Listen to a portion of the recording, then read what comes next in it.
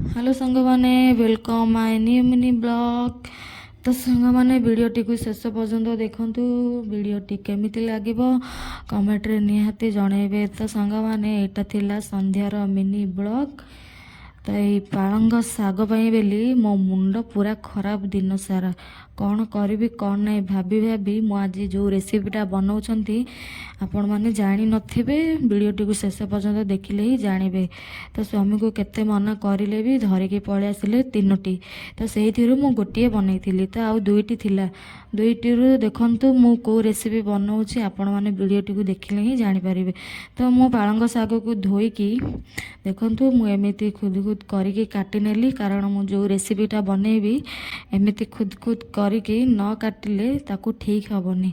तो सांग मैंने पालंग शाग सहित पियाज तीनोटी मध्य काटिची कारण से ही देवी से देले ही तार टेस्ट टिके अलग ही लगे।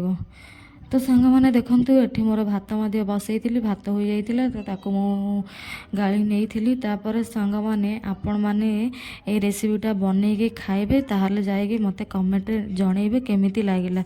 तो ये देखंतु मु ग्राइंडर करनेली चाउल अदा रसुण कंचा लंका सबको तापर एक पालंग शाग पियाज को ये देदेली तापर पिठू मध्य बाटी ताकू मध्य देदेली अल्प हलदी गुंड ता सहित मुझे देइथिली अल्प लुण स्वाद अनुसार।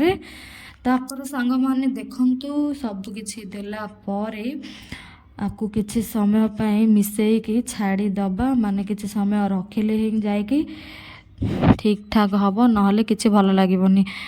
तो सांग माने एठी मोर तावा गरम हो सारी एमिति पतला पतला करिकी मु देई नेली ताहले जाइकी ही ठीक से सिझिबो आउ भल लागिबो। तो सांग माने मोर एठी रेडी हो सारी देखंतु केमिति होइछ मो ड्रेस को मिसी जाउछि। तापरे बाबू एठी आसीथिले आमे कुआडे जाउछु नेक्स्ट वीडियो रे देखिबे।